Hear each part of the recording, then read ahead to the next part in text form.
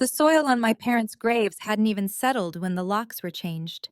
I stood on the limestone steps of the Sterling estate, the morning fog still clinging to the manicured hedges of the driveway. It was 9 o'clock a.m. on a Tuesday. The funeral service had concluded less than 24 hours ago, a somber affair attended by 3 senators, half of Wall Street, and a fleet of black limousines that stretched for a mile.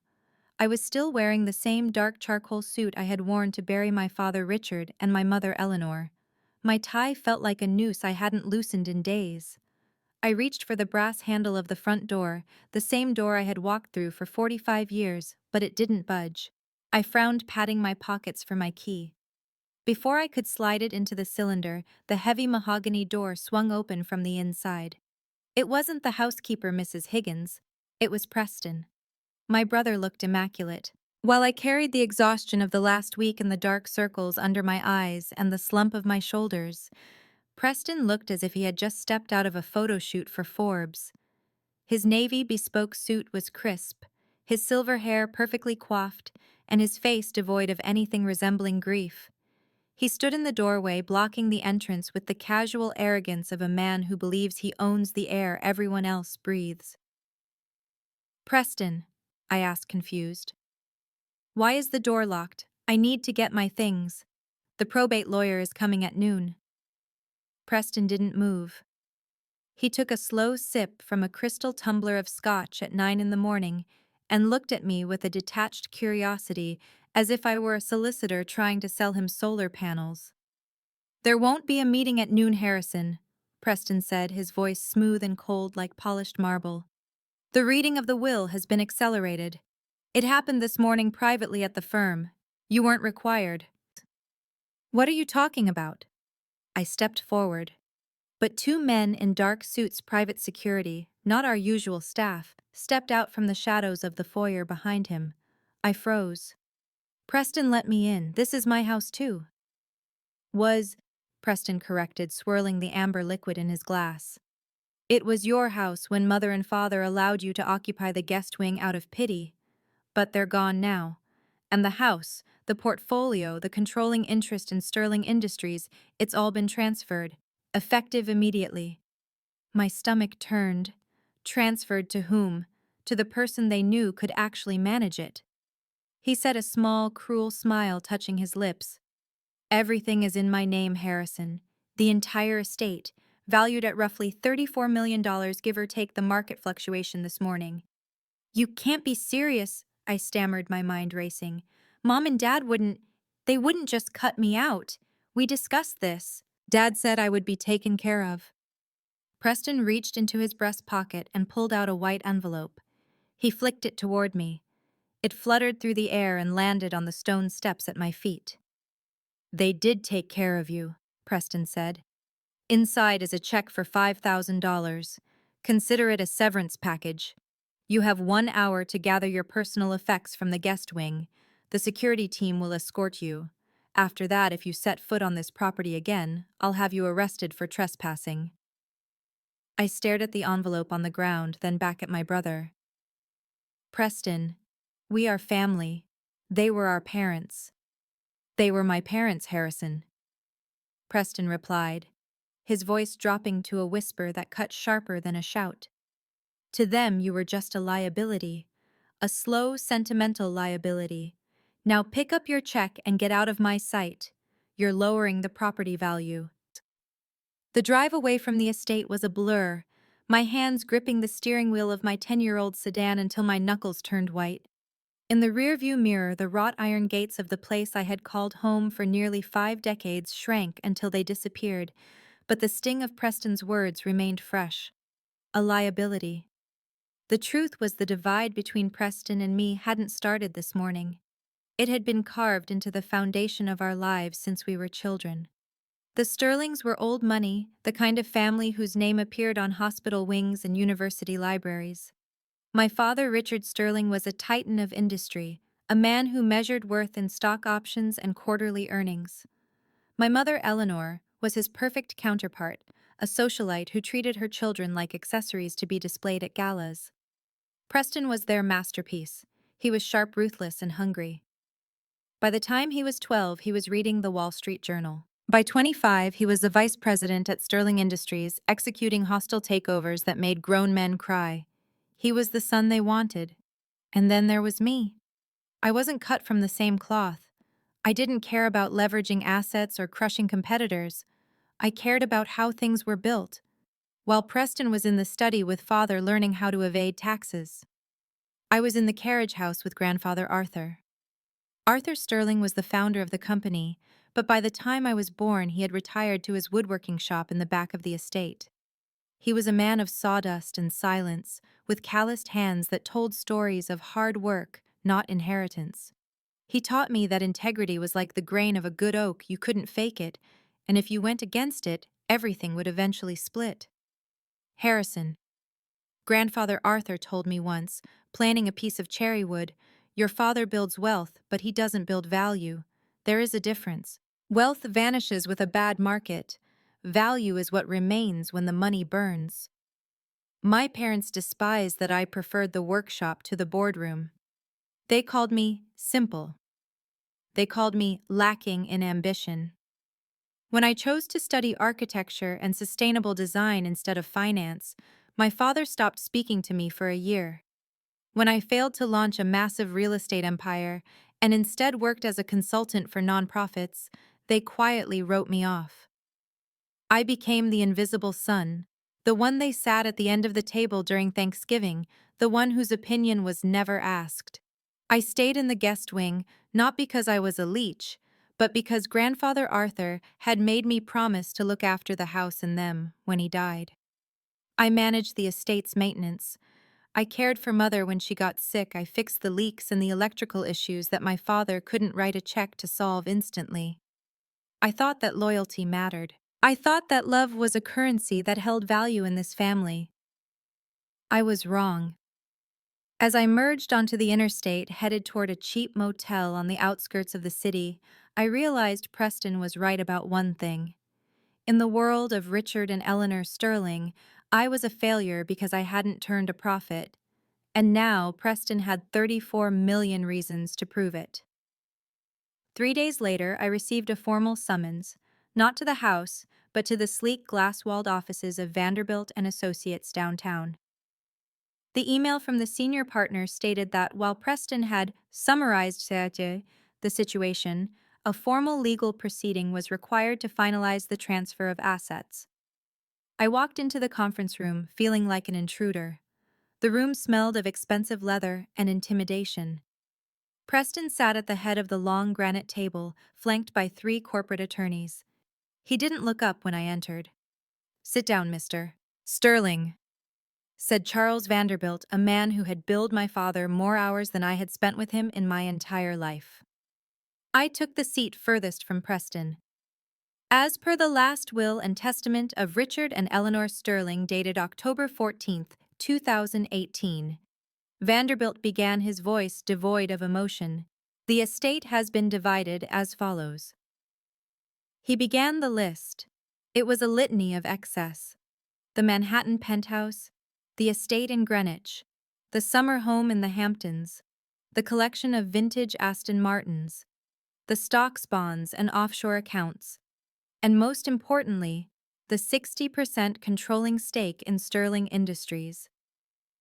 To my eldest son, Preston Sterling, Vanderbilt read, I bequeath the entirety of the aforementioned assets, trusting in his ability to steward the family legacy. Vanderbilt paused, clearing his throat. He looked uncomfortable for the first time. He adjusted his glasses and looked at me. To my second son, Harrison, he continued reading from the document. I leave no financial assets as his lifestyle has proven incompatible with the responsibilities of wealth. However, per the specific request of my late father, Arthur Sterling, which was legally binding upon my own estate, I am obligated to pass down the personal item located in the safety deposit box number 404. Preston snorted. A short derisive sound that echoed in the quiet room.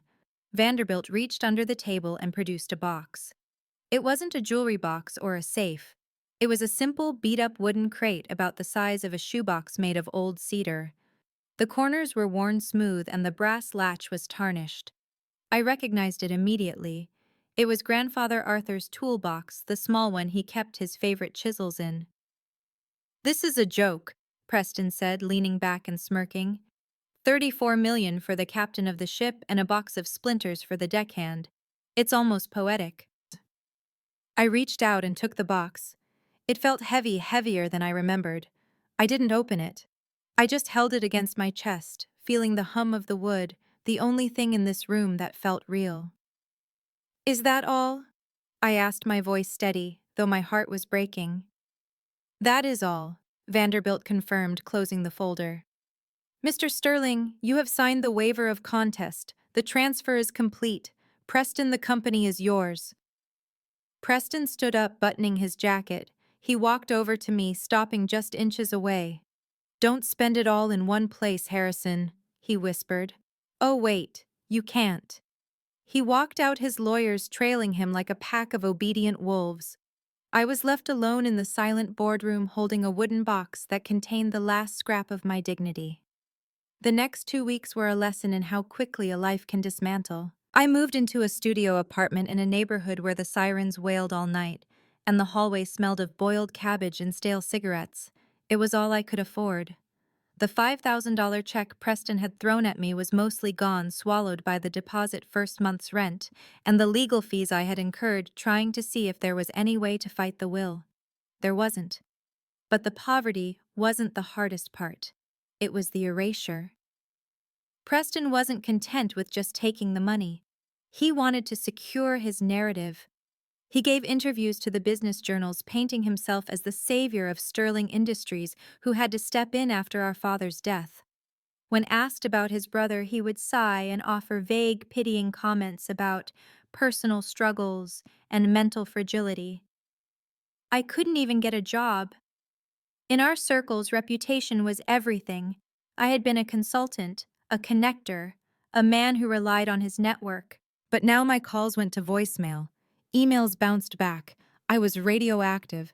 Preston had effectively blacklisted me from the only industry I knew. I sat on the edge of my sagging mattress, staring at the peeling paint on the wall. A half-eaten sandwich sat on the counter.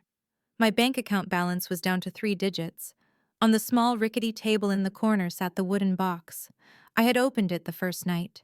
Inside there were no diamonds, no secret bonds, just an old set of hand-carved chisels, a block of sanding paper, and a sealed envelope that felt empty. I hadn't opened the envelope. I was too angry at Grandfather Arthur. He had told me he loved me, yet he had allowed this to happen. He had left the empire to the wolves and left me with woodworking tools I had no workshop to use in. I felt a bitterness rising in my throat, a toxic mix of grief and rage. I was 50 years old, and I was nobody. I reached for the remote to turn on the news, needing to drown out my thoughts. The screen flickered to life. The headline on the financial channel made my blood run cold. "Sterling Industries in talks for Meg merger with Omnicorp." My breath caught. Omnicorp was our biggest rival. They were a chop shop conglomerate famous for buying family companies, stripping them for parts, firing the workforce, and selling off the brand name. Grandfather Arthur had hated them. He had explicitly written into the company bylaws that Sterling Industries was never to be sold to Omnicorp. Preston was going to sell. He was going to liquidate 60 years of history for a quick payout. I looked at the wooden box again. "You old fool," I whispered to the spirit of my grandfather. "You built a castle and you let them burn it down." A week later, there was a knock at my door. It was a sharp, authoritative rap, not the hesitant knock of a neighbor complaining about noise. I opened it to find a man standing in the dim hallway who looked entirely out of place. He was wearing a tweed 3-piece suit that looked like it was tailored in London in 1970. He leaned on a cane with a silver handle shaped like a hawk's head. His face was a map of wrinkles, but his eyes were piercingly blue and alert. "Harrison," the man said. It wasn't a question. "Mr. Thorne," I gasped. Alistair Thorne. He had been Grandfather Arthur's personal attorney for 40 years. He had retired the day Grandfather died and hadn't been seen since. Rumor was he was living in the Swiss Alps or dead. "May I come in?" he asked, his voice rasping like dry leaves. "The hallway smells of despair. And I'd prefer to smell your cheap coffee. I stepped aside, stunned. Alistair hobbled in, looked around my dismal apartment with zero judgment, and sat on the only sturdy chair I owned. I heard about the funeral, Alistair said, resting his hands on his cane, and the will, and Preston's ascension. If you're here to offer condolences, Alistair, you're a bit late, I said, leaning against the counter. And if you're here to ask for a donation, you're at the wrong address. Alistair chuckled dryly. I have enough money, Harrison, and I don't deal in condolences. I deal in facts. He pointed his cane toward the corner of the room. Is that Arthur's box? Yes, I said bitterly. My inheritance, a box of old tools. And have you used them? Used them for what? To build a coffin? Alistair's expression hardened. The pleasantries evaporated. He leaned forward, and suddenly the frail old man was gone, replaced by the shark who had once negotiated treaties for the Sterling family. Harrison, sit down, he commanded. I sat on the edge of the bed. Your father Richard was a greedy man, Alistair said, his words measured. But he was also a fearful one. He spent his entire life terrified of that box. Why do you think he handed it over to the lawyers the moment Arthur died? Why do you think he never pried it open, never threw it away, never burned it? I don't know, I said. Sentimentality. Richard Sterling didn't have a sentimental bone in his body. Alistair scoffed. He didn't open it because he knew there was something inside that he couldn't destroy, but he was too afraid to confirm it. Alistair looked me dead in the eye. So I have one question for you, Harrison. Do you know why your father never dared to open that box in 40 years? No, I whispered. Because, Alistair said, he knew that the moment he acknowledged what was inside, he would have to admit that he never really owned the company at all. The silence in the room was absolute. I stared at Alistair, trying to process his words. What do you mean he didn't own the company? I asked. He was the CEO. He held the stock certificates. Preston holds them now. Preston holds the Class B common stock, Alistair corrected. He owns the furniture, the buildings, the bank accounts, and the right to collect dividends. He owns the body of the beast, but he does not own its soul. Alistair gestured to the box with his cane. Open it. Bring it here. I brought the cedar box to the table. I unlatched it. Inside lay the chisels and the sealed envelope I had ignored. The envelope, Alistair directed. I picked it up. It was light. I tore the seal. Inside was a single thick piece of parchment paper yellowed with age and a small, intricate brass key. What is this? That key, Alistair said, opens the safety deposit box at the Majestic Bank of New York, Vault 7. But the paper. Read the paper. I unfolded the document. It was a legal trust agreement dated 1965. The text was dense, but the header was clear. The Arthur Sterling Founders Trust. In 1965, Alistair explained, Arthur was worried. He saw how Richard was growing up hungry for power, but lacking in morals.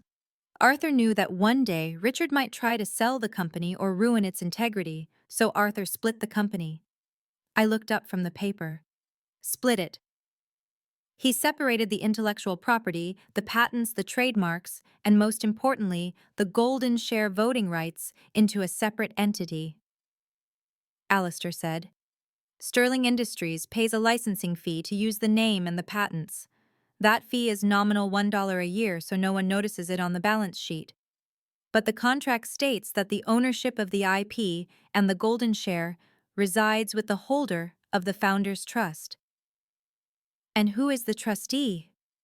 I asked, my hands trembling. The holder of the box, Alistair said. Arthur set it up so that upon his death, the box would go to the heir who understood the value of the work, not the price. He chose you, Harrison. He told me 20 years ago. Give it to the boy who knows how to sand the wood against the grain, he said. I looked at the document again. It was all there. The bearer of this instrument retains 51% voting power in all matters regarding the sale, merger, or dissolution of Sterling Industries. My father, he knew. He suspected Beau, Alistair said. Arthur hinted at it. He told Richard, "You can run the shop, but you don't own the tools." Richard was too terrified to open the box and find out he was just a glorified manager, so he ignored it. He hoped that if he buried it, the power would die with it. But Preston, I said, a dawn of realization breaking over me. Preston has the stock. He thinks he has total control. Preston is an idiot with a calculator, Alistair spat. And right now, that idiot is about to sell a company he doesn't have the right to sell. The urgency of the situation became clear the next morning. The financial news was buzzing with the deal of the decade. Preston Sterling was scheduled to sign the merger agreement with Omnicorp at 2:00 p.m. that afternoon. The price tag was rumored to be $45 million, a fire sale price, for a company worth double that, but Preston needed cash fast. I sat in Alistair's town car wearing the only suit I had left, which I had spent the night steaming in the bathroom. Alistair sat beside me reviewing the documents. "He's moving fast because he's leveraged," Alistair said, reading a report on his tablet. "Your brother has significant gambling debts in Macau and some very bad real estate investments in Dubai. He needs the Omnicorp payout to cover his tracks before the auditors look too closely at the books. He's going to gut the company," I said, watching the city skyline pass by. "Omnicorp will fire the factory workers. They'll close the pension fund. Mrs. Higgins, the old plant managers. They'll all lose everything." "Not if we stop him," Alistair said. "Do you think we can get into the building Preston has security tighter than the Pentagon?" Alistair smiled, a wicked glint in his eye. "Harrison, I wrote the security protocols for that building in 1982, and I still have my key card. It never expires because I wrote that into the bylaws, too." We arrived at the Sterling Tower at 1:45 p.m. The lobby was swarming with press. The Omnicorp executives were already upstairs. We bypassed the reception desk. When the security guard stepped forward to stop us, Alistair simply held up his old battered ID badge and stared the man down. "Mr. Thorne?" The guard blinked, confused. "I thought you were..." "Dead," Alistair finished. "Not yet, son. Elevators. Now." We rode up to the 40th floor in silence. My heart was hammering against my ribs. I clutched the wooden box in one hand and the trust document in the other. I wasn't just fighting for money anymore. I was fighting for my name, for Grandfather Arthur, and for every person my brother was about to betray. The doors to the boardroom were closed. Through the frosted glass, I could see the silhouettes of people standing, shaking hands. We were almost too late. I didn't knock. I pushed the double doors open with enough force that they banged against the walls. The room froze. At the head of the table sat Preston, pen in hand, hovering over a thick stack of documents. Beside him was the CEO of Omnicorp, a vulture-like man named Davids. The room was filled with lawyers, bankers, and board members, the same people who had watched silently as I was disinherited. "What is the meaning of this?" Preston stood up, his face flushing red. "Security." "How did he get in here?" "Sit down, Preston," I said. My voice surprised me. It wasn't the voice of the younger brother. It was deep, resonant Arthur's voice. "Get out!" Preston screamed. "You have no business here. You are trespassing." "Actually," Alistair said, stepping out from behind me, tapping his cane on the floor, "he is the only one who has business here." Preston's eyes widened when he saw Alistair. "Thorne, you're supposed to be in a nursing home. And you are supposed to be a CEO, not a thief," Alistair retorted. He walked to the empty chair at the opposite end of the table and sat down. "Gentlemen, apologies for the interruption, but this merger cannot proceed." "Who are you to say that?" Davids, the Omnicorp CEO, sneered. "We have the majority shareholder's signature right here." "You have the signature of a tenant," I said, walking toward the table. I placed the wooden box in the center right on top of the polished mahogany. Not the landlord. Preston laughed a nervous, high-pitched sound. Oh God, the box. You brought the box. What are you going to do? Harrison build us a birdhouse. No, I said. I opened the box and took out the brass key and the yellowed document. I'm going to evict you. I slid the document across the table toward the lead counsel for Omnicorp. I suggest you read Clause 4, Section A of the Sterling Founders Trust, established 1965. The lawyer picked up the paper looking annoyed, but as he read, his expression changed. He paled. He looked up at Preston, then back at the paper, then at me. Is this authentic? The lawyer asked Alistair. Notarized, filed with the state, and the original is in the vault at Bank of New York, Alistair confirmed. What does it say? Preston demanded, his confidence cracking. The lawyer swallowed hard. It says that the intellectual property and the brand name Sterling are owned by the trust, and it says that the trust holds a golden share with 51% voting power on any sale of the company. That's impossible, Preston shouted. Father left me the stock. He left you the operational stock, I said calmly. But grandfather never trusted father with the soul of the company, and he certainly didn't trust you. I looked at the board members. This document states that any attempt to sell the company to a competitor without the trustees' approval constitutes a breach of fiduciary duty. It automatically triggers a vote of no confidence. And who is the trustee? Davids asked, eyeing the door as if he wanted to run. I am, I said. Preston lunged across the table, grabbing for the paper. You're lying. It's a forgery. Security guards finally entered the room, but they didn't grab me. They looked at the board members for instruction. Mr. Davids, the Omnicorp lawyer whispered urgently, if we sign this deal, we are buying a shell. We won't own the patents. We won't own the name.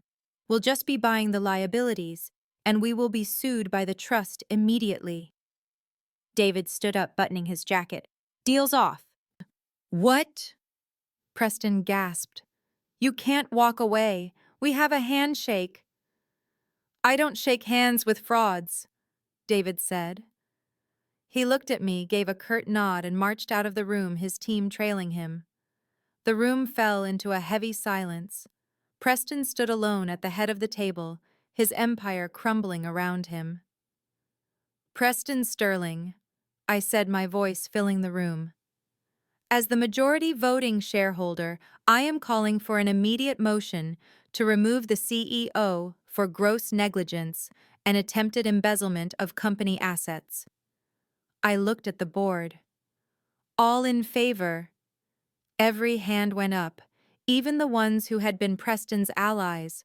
Rats always desert a sinking ship. You're fired, brother, I said softly. Security escorted Preston out of the building. He didn't scream or fight. He just looked at me with a hollow, stunned expression, as if he couldn't comprehend how the universe had rearranged itself. He left with nothing. His assets were frozen pending an investigation into his debts, and his reputation was destroyed. I stood by the window looking out at the city. Alistair came up beside me.